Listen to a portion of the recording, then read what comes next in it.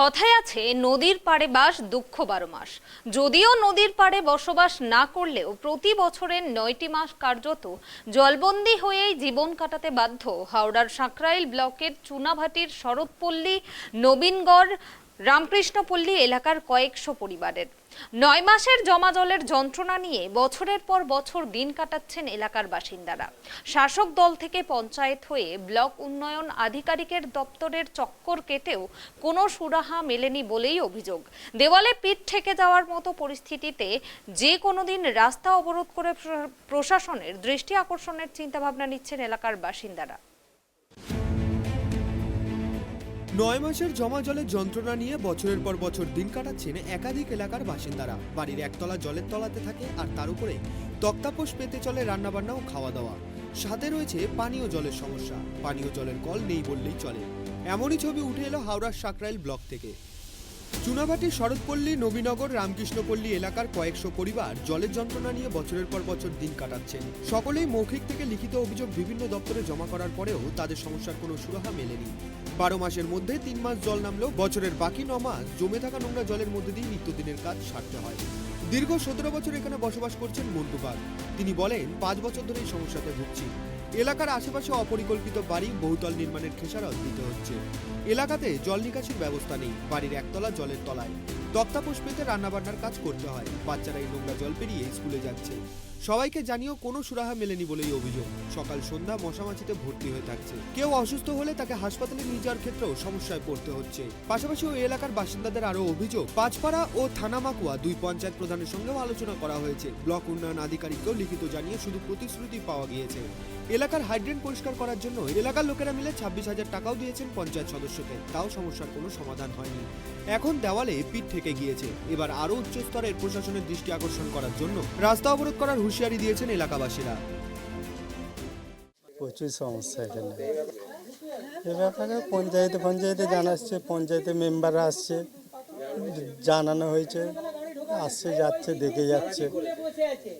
তারা বলছে আমরা দেখছি, আমরা কতদূর কী করে, আমরা টাকা পয়সা পাচ্ছি না, হয়তো ওই জন্য কাজ করতে পারছে না ওরা। জল মানে মারাত্মক, খুব অসুবিধা।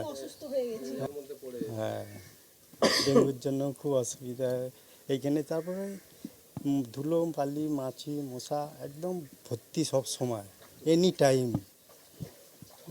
এইসব ঘাস পানা এগুলো সব ভর্তি হয়ে আছে নোংরা। সময় আমাদের তো কিছু ওষুধপত্র ব্যবহার করতেই হয়, মানে সন্ধে হলে ওষুধ মাখি আর রাত্রিটা কোনো রকম কাটাই, তারপর আবার সকাল হলে আমাদের এরকম পরিস্থিতিতেই কাটাতে হয়। হ্যাঁ, অনেকটাই আতঙ্কিত হয়ে রয়েছি, যেহেতু আমরা কিছু হলেই আগে আমরা ছুটে যাচ্ছি ডক্টরের কাছে, গিয়ে আমাদের ব্যবস্থা নেওয়ার চেষ্টা করছি। সবাই তো আর সব কথা সামনে এসে বলে না, যে যার পার্সোনাল রোগ যখনই হচ্ছে যে যার ডক্টরের ব্যবস্থা নিচ্ছে। এই জল না ঠিক হলে কোনোভাবেই ঠিক হবে না, কিছু হতেই থাকবে। হ্যাঁ, এরকম তো টুকিটাকি লেগেই আছে। এই তো এই বাড়িটা মারা গেছে, এই সামনের বাড়িতে এই ডেঙ্গু। পঞ্চায়েতে, থানামাকুয়া পঞ্চায়েতে গেছি, পাঁচপাড়া গ্রাম পঞ্চায়েতের প্রধানের সাথে মিটিংও করেছি। করার পরেতে লিখিত দিতে বলেছিলেন, লিখিত পাঁচপাড়া গ্রাম পঞ্চায়েতকে দিয়েছি, থানামাকুয়া গ্রাম পঞ্চায়েতকে দিয়েছি। তাতেও কাজ না হওয়ার জন্যে আমরা ব্লক আধিকারিক যিনি আছেন বিডিও সাহেব, ওনার কাছে গেছি। উনিও বলেছেন মিটিং করা হয়েছে এবং ওনাকে লিখিত দিতে বলেছেন। গ্রামবাসীদের সই করে লিখিত দিয়েছি।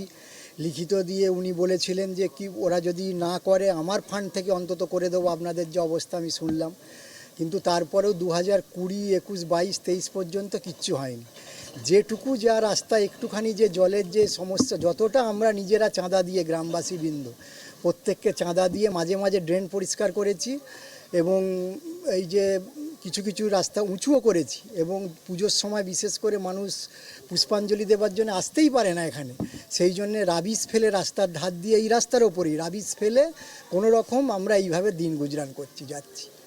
প্রতিদিনের সমস্যা, বছরে অন্তত 9 মাস এই সমস্যা আমাদের ভুগতে হচ্ছে। বলতে পঞ্চায়েতকে আমরা এই রাস্তাটা যখন পরিষ্কার করতে গেলাম, পরিষ্কার করতে যাওয়ার সময়তে দেখা গেল যে অবজেকশান হলো। আমাদের যারা ড্রেন পরিষ্কার করছিল গ্রামবাসীদের পক্ষ থেকে, সে তাদের আটকে দেওয়া হলো।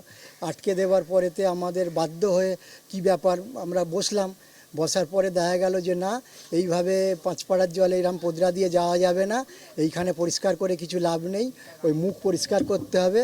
সেই জন্য আমরা গ্রামবাসীদের পক্ষ থেকে ওই মুখটা চৈতালি মিষ্টান্ন ভাণ্ডারের সামনে যে ড্রেনটা আছে ওর পেছন দিকে ওই ড্রেনটা পরিষ্কার করতে আমরা 20,000 টাকা দিয়েছি পঞ্চায়েত মেম্বারকে। না না, রসিদ ফসিদ কিছু দেয়নি। উপায় নেই, একান্ত উপায় নেই, কাহা তো মানুষ জল পেরোবে। যদি দিয়ে কাজটা হয়ে যায়, যদি জলটা নেমে যায়, তাহলে আমরা একটু সুরাহা পাবো। ঘটনাকে কেন্দ্র করে সরব হয়েছে বিরোধীরাও। শুধু তাই নয়, এই বিষয়ে শাসক দলকে কটাক্ষ করতে ছাড়েনি বিরোধীরা। 34 বছরে যে সিপিএমে যে সমস্যাটা যাচ্ছিল সেটা আমি একেবারে ডিনাই করব না যে ছিল না, কিন্তু এই যে জলটা আছে যেটা এখন এলাকার মানুষ বলছে যে 9 মাস জল থাকছে, আমরা 3 মাস হয়তো কাদা শুকনোতে থাকছি, বামফ্রন্টের সময় 1 থেকে 1.5 মাস জল থাকতো। আমিও এখানকারই মেয়ে, জন্ম আমার এখানে, অবশ্যই আমি এখানে থাকি। 1 থেকে 1.5 মাস জল থাকতো। 1-1.5 মাস যদি অতিরিক্ত যখন জল হয়ে যেত, আমরা নিজে দেখেছি যে জায়গায় জায়গায় বামফ্রন্টের পঞ্চায়েত ছিল, সেখানে পাম্প বসিয়ে জল বার করে দেওয়া হতো, জলটাকে যে এক্সেস জল আছে বার করে দেওয়া হতো। কিন্তু এই যে বর্তমান যে পঞ্চায়েত আছেন, আমি নিজে পঞ্চায়েতে গেছিলাম একবার, গিয়ে আমি বলেছিলাম যে এইরকম অতিরিক্ত জল হয়ে গেছে, রোজার মাস, অনেক মুসলিম রোজা আছেন, ওনাদের অসুবিধা হচ্ছে, রান্নাবান্না করতে অসুবিধা হচ্ছে, ছোটো ছোটো বাচ্চা আছে তাদের অসুবিধা হচ্ছে। আপনারা ওই কাজটা করুন, পার্মানেন্ট এখন না কিছু করতে পারেন, টেম্পোরারি আপনারা করুন, যে যেরকম বামফ্রন্টের সময় জায়গায় জায়গায় পাম্প বসিয়ে জলটা অতিরিক্ত জলটা বার করে দেওয়া হতো, সেইটা আপনারা ব্যবস্থা করুন।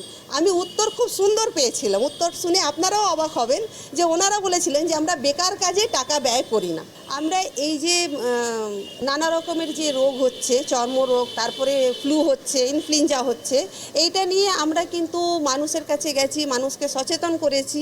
ইভেন আমরা প্ল্যান করেছি এর মধ্যেই যে কিছু কিছু জায়গা আছে যেরকম একদম নিচু স্তরে অনেক মশা আছে, ছোট ছোট বাচ্চা আছে, তাদের ওই সব জায়গায় আমরা যদি ব্লিচিং দিতে পারি ওইখানে, এটা আমাদের একটা চিন্তা ভাবনা আছে। আর দ্বিতীয় আছে যে আমরা মানুষকে সবসময় সচেতনই করি যে নিজে পরিষ্কার থাকুন, বাচ্চাদেরকে পরিষ্কার রাখুন, ঘরবাড়ি পরিষ্কার রাখুন। আমরা সেই বিষয় নিয়ে আমরা প্রোগ্রামও নিই, যেরকম রান্নাঘরের বিজ্ঞান, এরকম ধরনের আমরা প্রোগ্রাম নিই, কিংবা এমনি আমরা কয়েকজন মেম্বারশিপ করতে করতে মানুষকে বোঝানো, সচেতন করা, এটা আমরা করি। যেহেতু সরকারে আমরা নেই, আগে আমরা যেটা কিছু কিছু জায়গায় আমরা যেতাম, পঞ্চায়েত থেকে, হেলথ ডিপার্টমেন্ট থেকে আমরা ওষুধ পেতাম, আমরা দিতাম, ফ্রিতেই দিতাম, ওখান থেকে ফ্রিতে পেতাম, এখানে আমরা ফ্রিতে দিতাম, কিছু নিজে থেকেও ব্যয় করে দিতাম। কিন্তু এগুলোতে যেহেতু আমরা এই কাজগুলো করি, এটা আমাদের বন্ধ করে দেওয়া হলো। স্বাস্থ্য যে হেলথ সেন্টার আছে সেখানে আমাদের এন্ট্রিটা বারণ করে দেওয়া হলো। ইভেন আমি নিজেই ওষুধ নিয়ে এসে দিতাম মানুষকে, সব মানুষকে দিতাম, কিন্তু এগুলো সব বন্ধ করে দেওয়া হলো, যেহেতু আমি বামফ্রন্ট পার্টি থেকে বিলং করি সেই জন্য। যদিও দক্ষিণ হাওড়ার শাসক দলের ব্লক সভাপতি সৈকত চৌধুরী জানিয়েছেন, আমরা বিষয়টি গুরুত্ব দিয়ে দেখছি, এলাকার বিধায়িকা ও ব্লক আধিকারিকদের সঙ্গে কথা বলে দ্রুত সমস্যার সমাধানের উপায় বের করা হবে। পঞ্চায়েতের বোর্ড তৈরি হয়ে গেলে তারাও বিষয়টি দেখবেন। প্রয়োজনে মুখ্যমন্ত্রীর মাধ্যমে ওই এলাকার উন্নয়নের কাজ করার চেষ্টা করা হবে বলে আশ্বাস দিয়েছেন তিনি। আপনাদের থেকে ছবিটা দেখলাম, আমরা চেষ্টা করছি, কারণ আমাদের নতুন বোর্ড তো গঠিত হয়ে গেছে, মানে গঠন হচ্ছে আর কি, যারা আবার তারা জিতে চলে এসছে নির্বাচনে। 16ই আগস্টের পর মাননীয় মুখ্যমন্ত্রী বলেছেন 16ই আগস্টে বোর্ড গঠন করতে হবে। তারপর এই ব্যাপারগুলোকে আমরা নিশ্চয়ই দেখব। আরও শুধুমাত্র যে জায়গাটা আপনারা দেখেছেন সেটা নয়, আরও এরকম কিছু কিছু জায়গা আছে। তো আমরা প্রথমেই এটার ওপর একটা জোর দেব। আমাদের মাননীয় মুখ্যমন্ত্রী বারবার বলেছেন, এবং আমাদের দক্ষিণ হাওড়ার নেত্রী, আমাদের বিধায়ক, তিনিও বলেছেন যে সেই ব্যাপারগুলোর উপর নজর দিতে। তো আমরা এরকম একটা যে সমস্যাগুলো আছে, বিশেষ করে ওখানে ড্রেনেজ আর এবং কনজারভেন্সি পার্টে বেশ কিছু প্রবলেম আমরা পরিলক্ষিত করেছি। যেহেতু পৌর নিগমের সাথে আমি জড়িত, আমি কিছুটা এই ব্যাপারে আমাদের আইডিয়া আছে বলে এটা দেখেছি। এবং এই যেটা বললাম যে একটা লিস্ট আমরা করব, অঞ্চলগুলোতে 4টে অঞ্চলে আলাদা আলাদা এইভাবে আমরা লিস্ট করব, এবং সেই লিস্ট অনুযায়ী যতগুলো কাজ সম্ভব আমরা পঞ্চায়েতের থ্রু দিয়ে সেটা করব। এবং যদি দেখি কোনো কাজ, বড় কাজ হয়ে যাচ্ছে যেগুলো আমাদের হয়তো পঞ্চায়েতের থ্রু দিয়ে করা সম্ভব না, সেটা আমরা আমাদের মুখ্যমন্ত্রী, মাননীয় মুখ্যমন্ত্রী মমতা ব্যানার্জিকে জানাবো রাজ্য সরকারের থেকে, যাতে যদি কোনো আমরা সাহায্য পাই। আমরা আশা রাখবো যেভাবে মাননীয় মুখ্যমন্ত্রী সমস্ত জায়গায় উন্নয়ন করেছেন। আমাদের দক্ষিণ হাওড়াতে উনি প্রচুর উন্নয়ন করেছেন, পথশ্রী রাজশ্রী প্রকল্প থেকে শুরু করে প্রত্যেকটা অঞ্চলকে তিনি প্রচুর টাকা দিয়েছেন যাতে উন্নয়নটা ত্বরান্বিত হয়, সেটা রাখবো। খুব ওখানকার সাধারণ মানুষকে একটাই অনুরোধ, আপনারা একটু ধৈর্য ধরুন, আশা করব খুব তাড়াতাড়ি আপনাদের এই সমস্যা আমরা সমাধান করে দিতে পারি।